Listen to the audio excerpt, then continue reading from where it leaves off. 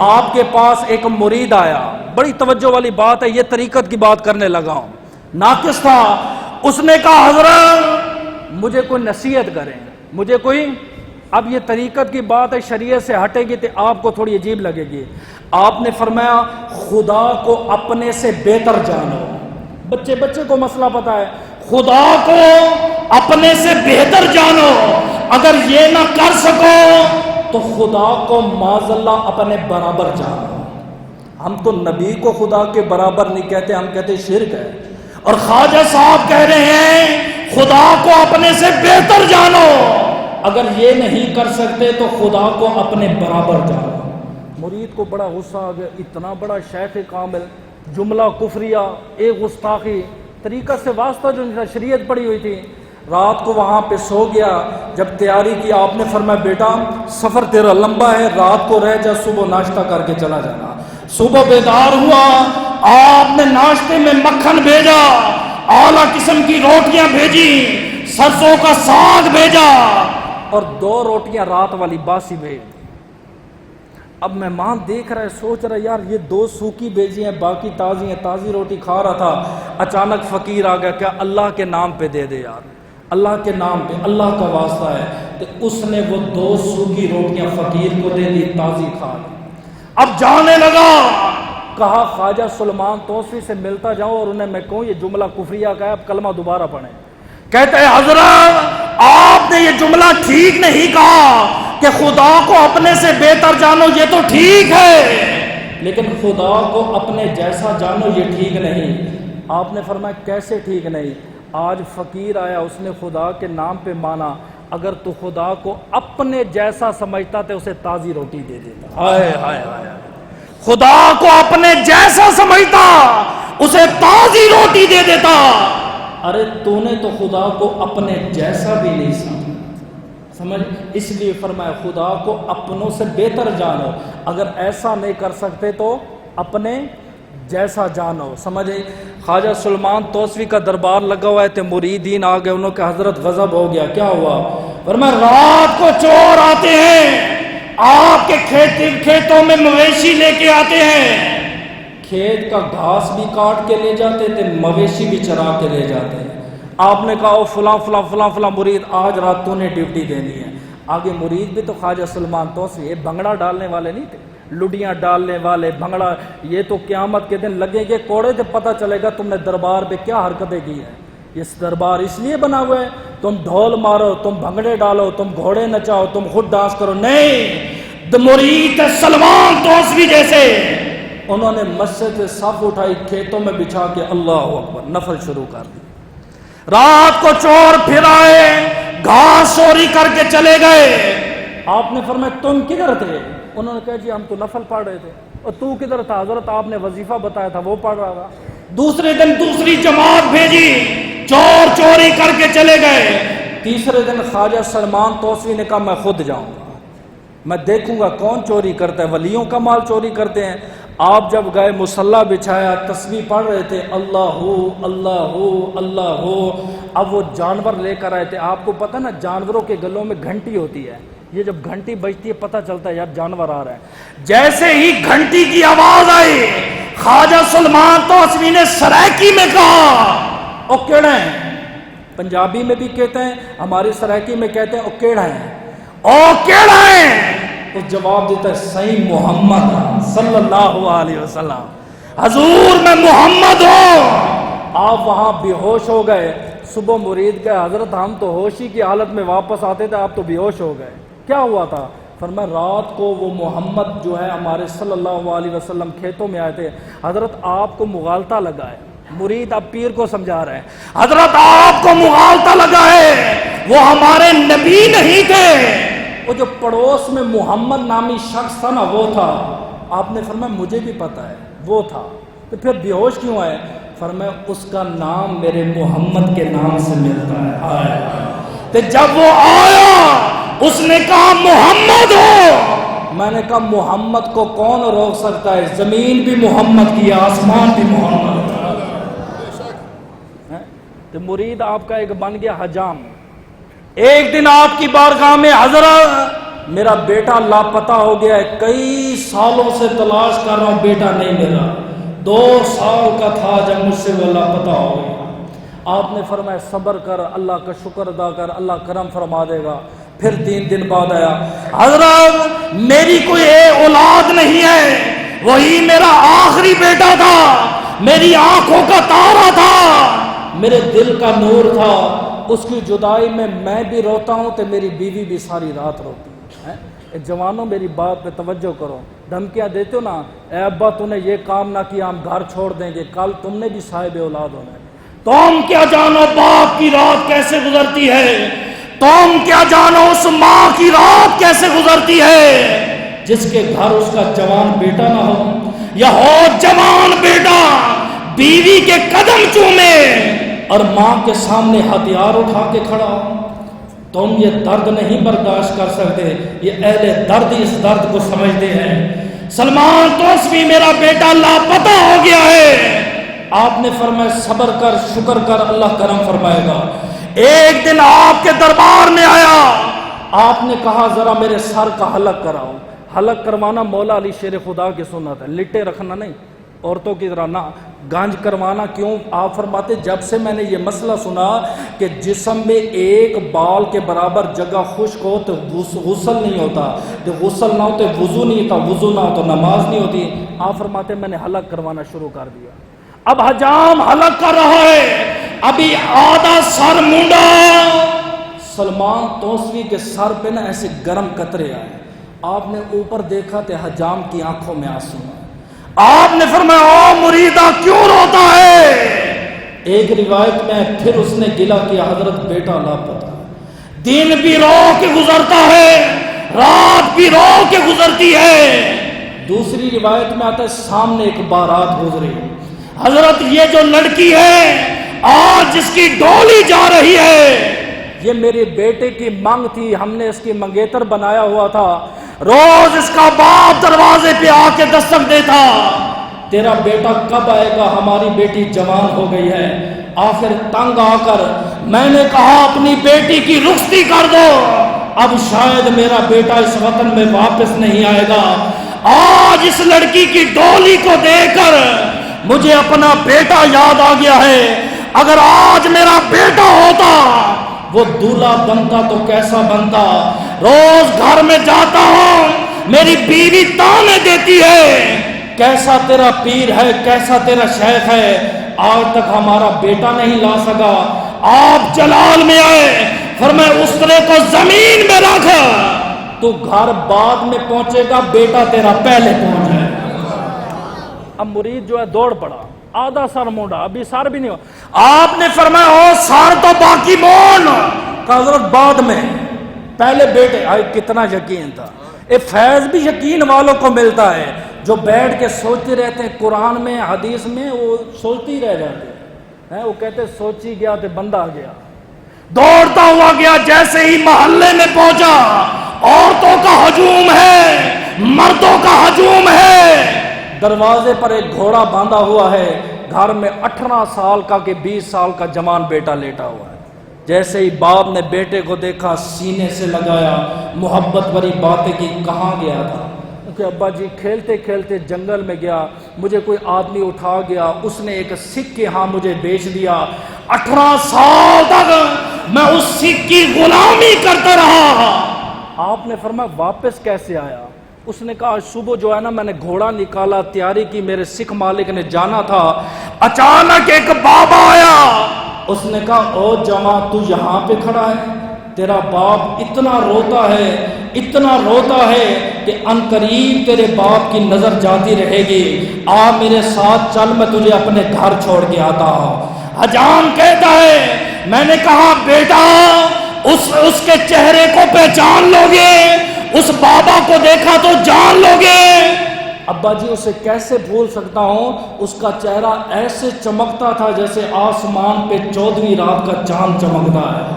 آپ نے فرمایا اگر اس بابے کے سامنے لے جاؤ، کوئی نشانی بتا جس سے وہ پہچانا جائے۔ کہا ابا اور تو نہیں یاد، بس اتنا یاد ہے آدھا سر مونڈا ہوا تھا تے آدھے سر پہ بال موجود۔ اللہ بازار سے خواجہ سلمان توسوی گزر رہے ہیں. یہ آپ جوانوں کے لیے بہت توجہ تو یہ اسکول کالج والے لڑکے میری طرف غور کریں گے, باقیوں کے لیے معافی ہے.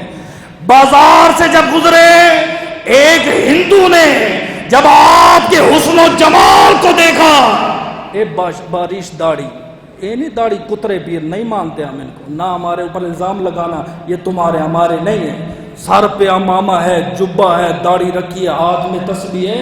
اللہ کے ولی کے چہرے پر رو بھی ایسا ہوتا ہے. حضور فرماتے ہیں نا اتقوا بفراست المومن فانه ينظر بنور اللہ, وہ جب بھی دیکھتا ہے نور اللہ سے دیکھتا ہے. اب اس ہندو نے دیکھ کے کہا اور خواجہ صاحب اچھوں کی سنگت اچھی ہوتی ہے. جملہ بڑا قابل غور ہے. بھلوں کی سنگت بھلی ہوتی ہے, اچھوں کی یاری اچھی ہوتی ہے. آپ مسکرائے چل پڑے. دوسرے روز پھر بازار سے گزر ہوا, اس ہندو نے سکھ نے آپ کو دیکھا, کہا اچھوں کی سنگت بڑی اچھی ہوتی ہے. آپ مسکرا پڑے چلے گئے. تیسرے روز آئے, وہ سکھ نہیں تھا. آپ نے پوچھا او مسلمانوں یہاں پہ ایک سکھ تھا جو روز مجھے کہتا تھا اچھوں کی سنگت اچھی ہوتی ہے, وہ کدھر ہے؟ وہ کہ حضرت وہ تو کل سے شدید بیمار ہے, سنا ہے کہ اس کی موت واقع ہونے والی ہے. آپ نے اپنے مریدین کو کہا اور گھوڑے تیار کرو, ہم نے سکھ کی عیادت کے لیے جانا ہے. جملہ بڑا قابل غور ہے, بڑا قابل غور ہے. انہوں نے کہا حضرت سکھ ہے, حضرت سکھ ہے, ہندو ہے, غیر مسلم ہے. فرمایا بندہ تو خدا کا ہے, تیرے سینے میں اتنا بغض کیوں ہے؟ یہ وہابی ہے, یہ شیعہ ہے, یہ فلاں ہے. عقیدہ اپنی جگہ ہے, تحفظ رہا. تو ایک دفعہ محبت دے کے دے تو دیکھ, تیرا نہ بن گیا تو پھر کیا. ان ولیوں نے پیار کیا ہے, محبت کیا اور کچھ بھی نہیں کیا. آپ نے فرمایا بندہ تو خدا کا ہے, اس کے فرقے سے اس کے مذہب سے ہمارا کوئی واسطہ نہیں. جب آپ گھوڑے لے کر ہندوؤں کی بستی میں گئے, ہندوؤں نے روک لیا. انہوں نے کہا خواجہ صاحب آپ اور ہندوؤں کی بستی میں کیا لینے آئے ہو؟ آپ نے فرمایا یہاں ہمارا ایک دوست رہتا ہے. حضرت یہاں تو سارے ہندو رہتے ہیں. فرمایا ہندو ولی کا دوست نہیں ہو سکتا, ہندو ولی کا یار نہیں ہو سکتا. انہوں نے کہا آپ کی دوستی کب ہوئی ہے؟ فرمایا ابھی ابھی دوستی ہوئی ہے. انہوں نے کہا جائیں. آپ گئے, جیسے ہی اس کے گھر میں داخل ہوئے, بیٹیاں بھی کھڑی ہوئی ہیں, جوان بیٹے بھی کھڑے ہوئے ہیں. ایک کمرے کے اندر اس ہندو کو بند کیا ہوا ہے. آپ نے فرمایا وہ کدھر ہے جو کہتا تھا اچھوں کی سنگت اچھی ہوتی ہے؟ اچھا سنگی ہمیشہ اچھا ہوتا ہے. پنجابی میں آپ کو سمجھا دوں. انہوں نے کہا وہ اندر ہے. آپ نے فرمایا باہر نکالو. انہوں نے کہا نہیں, ہمارے عقیدے ہمارے مذہب کے مطابق جب کسی ہندو کی موت ہوتی ہے ہم ایک دن اسے کمرے میں رکھتے ہیں, جب اس کی روح پرواز کر جاتی ہے پھر اس کے بعد اس کے جسم کو جلاتے ہیں. آپ نے فرمایا روح نکلی کہاں نہیں؟ کب سے نکلی؟ کر رہا سے. آپ نے فرمایا نکلے گی بھی نہیں. آپ نے فرمایا نہیں نکلے گی. حضرت اس کا جسم کانپ رہا ہے. فرمایا نہیں نکلے گی. حضرت آنکھیں آسمان کو دیکھ رہی ہیں. فرمایا نہیں نکلے گی. کہا حضرت آپ کو کیسے پتا؟ فرمایا مصطفیٰ نے مجھے قسم دی ہے جب تک میرے محمد کا کلمہ نہیں پڑے گا تب تک روح نہیں نکلے گی. ہندو پریشان ہو گئے, یہ کیسے ممکن ہے؟ آپ نے فرمایا دروازہ کھول. جیسے دروازہ کھولا اندر گئے. آپ نے فرمایا سنا یار تو کیا کہتا تھا مجھے بازار میں؟ اس نے کہا میں کہتا تھا حضرت اچھوں کی سنگت اچھی ہوتی ہے. اے جوانوں میں نے تمہیں مخاطب کیا, سنو تم کس مجلس میں بیٹھ رہے ہو, کس اڈے پہ بیٹھ رہے ہو؟ جواریوں کے پاس تیرا بیٹھنا ہے, بد مذہبوں کے ساتھ تیرا بیٹھنا ہے, لوفروں کے ساتھ تو گھومتا ہے. کہتا ہے میں سنی ہوں. سن حدیث, میرے نبی نے فرمایا المرء علی دین خلیلہ من فلینظر احدکم من یخالل. فرمایا قیامت کے دن بندے کا وہی عقیدہ ہوگا جو اس کے یار کا ہے. اللہ اکبر, اللہ کرے آپ کو سمجھ آئے. فرمایا قیامت کے دن اور یار کا وہی عقیدہ ہوگا جو اس کے یار کا ہے. جو یار کہتا ہے نبی کے بعد دوسرا نبی آئے گا, تو کہتا ہے نا وہ کرتا ہے میں نہیں, وہ نہیں, وہ تیرے ساتھ تولا جائے گا. آپ نے کہا ہندو بتا کیا کہتا تھا؟ اس نے کہا میں کہتا تھا اچھوں کی سنگت اچھی ہوتی ہے. آپ نے فرمایا میں تیرا اچھا سنگی ہوں. اس نے کہا جی. فرمایا پھر اچھوں کی بات ماننا, کلمہ پڑھ. کیا کر؟ کلمہ پڑھ. اس نے کہا حضرت آپ کی ہر بات مانوں گا, کلمہ نہیں پڑھوں گا. پوچھا کیوں؟ فرمایا کلمے میں دو نام ہیں, ایک اللہ کا ہے, دوسرا محمد مصطفیٰ کا. اس میں بھی حکمت ہے. جو کہتے ہیں نا بھی اللہ نے اپنا نام پہلے کیوں لکھا, بعد میں نبی کا لکھا. محبت تو یہ کہتی ہے محبوب کا نام پہلے ہونا چاہیے تھا, محب کا بعد میں. پہلے اللہ نے اپنا لکھ دیا, بعد میں نبی کا. فرمایا وجہ یہ تھی اللہ کا نام ایسا ہے جو بندہ زبان سے کہتا ہے نا اللہ اکبر, سمجھیے اللہ اکبر کبیرہ, زبان پاک ہو جاتی ہے. اس لیے کلمے میں نام محمد کو بعد میں رکھا تاکہ ناپاک زبان سے میرے یار کا کوئی نام نہ ہو. کہا کلمے میں دو نام ہیں, ایک خدا کا ہے اور دوسرا مصطفیٰ کا ہے. خدا کا تو میں کچھ نہیں کہتا, جس کا کلمہ ہے وہ آ کے پڑھا دے پھر پڑھوں گا. مرشد کامل جو ہوتا ہے اسی کو کامل کہتے ہیں. آپ نے فرمایا پکی بات ہے کہ جی. آپ نے کہا ٹھیک ہے. وضو کیا, مصلی بچھایا, 2 رکعت نوافل پڑھی, واپس آئے. جیسے کمرے میں داخل ہوئے کہا اشہد اللہ الہ الا اللہ واشہد ان محمد رسول اللہ. آپ نے فرمایا تو نے تو شرط لگائی تھی جب تک مصطفیٰ کو دیکھ نہ لو تب تک کلمہ نہیں پڑھوں گا. تو نے کلمہ کیوں پڑھا ہے؟ اس نے کہا حضرت جب آپ مصلی اٹھا کے نفل پڑھ رہے تھے بظاہر جسم ایسا تھا, آنکھیں اٹھائے روضہ مصطفیٰ کو دیکھ لیا, میرے نبی روضے سے باہر نکلے اور دونوں ہاتھ اٹھا کے کھڑے ہوئے تھے. فرمایا تیرا سنگی بڑا اچھا ہے, اس کی بات مانتے کلمہ پڑھ. اچھوں کی سنگت اچھی ہوتی ہے. پھر جب وصال ہوا, ہندو مسلمانوں میں جھگڑا ہو گیا. ہندو کہتے تھے ہم جلائیں گے, مسلمان کہتے تھے ہم دفنائیں گے. سمجھیں اب تو وہ تمیز بھی نہیں رہے گی, نہ دفنانے کا پتہ ہے نہ جنازہ بھی نہیں پتہ کس سے پڑھوانا ہے. اکثر لوگ جنازے پہ, اللہ معاف کرے اس پہ ایک پورا موضوع ہوگا, بے وضو کھڑے ہوتے ہیں. ہم کہتے ہوئے بھئی جمعے کے بعد رکھ لو, اکثر نمازی وضو میں ہے ثواب لے. نہیں, ہم نے گاؤں لے کے جانا فلاں کا. میں کہتا ہوں قصور تیرا بھی نہیں ہے, تیرے باپ مرنے والے نے تجھے ہر طرح کی دنیاوی تعلیم دی اور تجھے یہ سبق دیتا رہا مولویوں سے بچ کے رہنا, مولوی سے پرے پرے رہنا. آج تو نے کرتوت بھی تو وہی کرنی ہے نا, وہی تو نے سبق دینا ہے. آپ کے مریدین خواجہ سلمان کے پاس آئے, کہا حضرت وہ جلانے لگے ہیں. آپ نے فرمایا کوئی بات نہیں. حضرت وہ لکڑیاں لے آئے ہیں.